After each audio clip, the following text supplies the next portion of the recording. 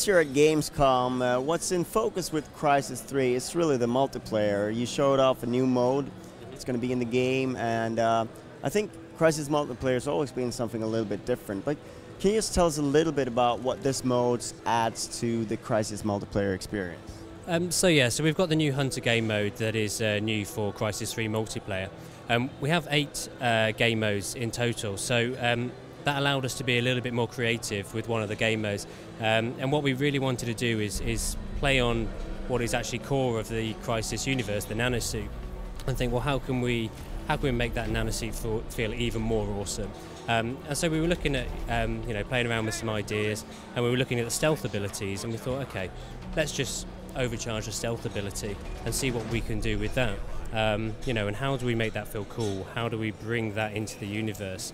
And we just thought, how about having a guy that could stalk and hunt down enemy opposition? And that's kind of how we really came about with it. It's just having this environment where hunters basically stalk prey, and that's just evolved from there. Almost make me think of Predator.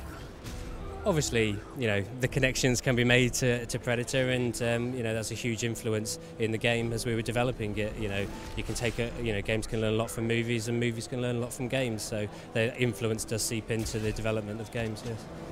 And as I understand it, the dynamics of that game mode is that sort of towards the end, there's going to be very few people left that everyone's hunting for, and so can you describe what that sort of atmosphere is like, and sort of that sort of climax of the whole mode? Yeah, sure. So basically, it starts off with 2 hunters, and they're stalking the prey. And so initially, it's quite slow-paced, quite a stealthy game. But as the hunters eliminate the cell operatives, they then become hunters.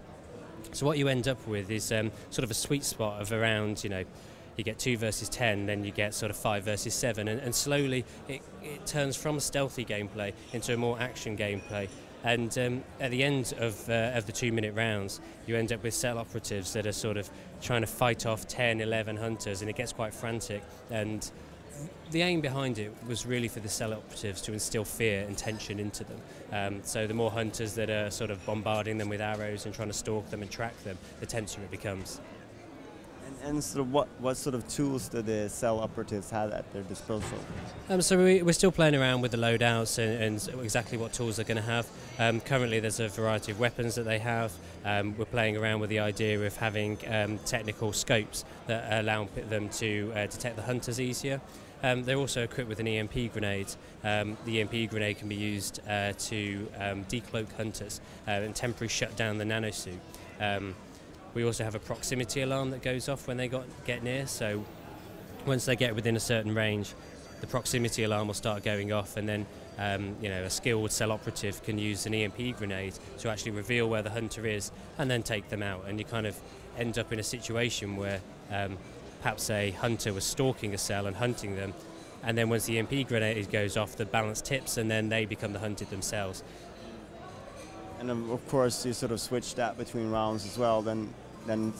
Or how's the dynamic there when you have two guys in nanosuit? How do you switch between rounds? So we choose at random at the start of every round, so everyone gets to experience the hunter gameplay. There's 5 rounds, each lasts 2 minutes, so in total it's around about a 10-minute match, depending on how long the cell operatives survive for, obviously. So you very quickly skipped over the other 7 modes. What can you talk about those right now? And you just said that it's more sort of traditional modes. Yeah, we've got some game modes that are making a reappearance from previous Crysis franchises, previous Crysis games. The games that we'll show at Gamescom will be the Crash Site game mode from Crysis 2, and also the new Hunter game mode. There is a new unique one that's coming out, but we'll be revealing that closer towards release. What's the philosophy behind the maps? Do you make maps that are specifically tailored towards a mode, or do you sort of have a different philosophy of making the maps so that they work with all the different game modes that you're making? I think we build the maps around the nanosuit, which is obviously at the core of the Crysis universe. One of the decisions we made early on in the Crysis 3 multiplayer development cycle was to actually decouple sprint energy from nanosuit energy. So it actually means that you can use more of the power sprint, the power jump, to navigate your way around the maps, which in turn allows us to create larger environments. So on a whole, the maps in Crysis 3 will be a lot larger than the ones seen in Crysis 2. Because of that scale, it actually allows us to bring in other unique features into the game. So we have the Pinger, which is an alien mech from Crysis 2 that was in the single-player campaign, is now controllable in Crysis 3 multiplayer.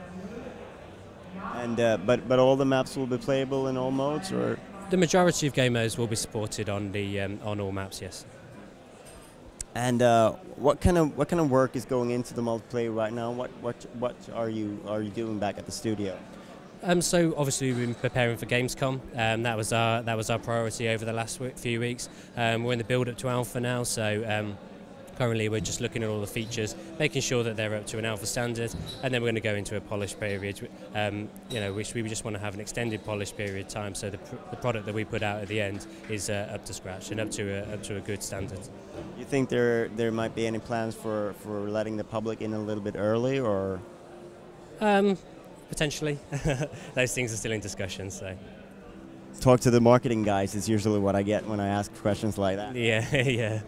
All right, so thank you very much for your time. Looking forward to playing. Cheers, thanks very much. Cheers. I'm right here! Come and get me!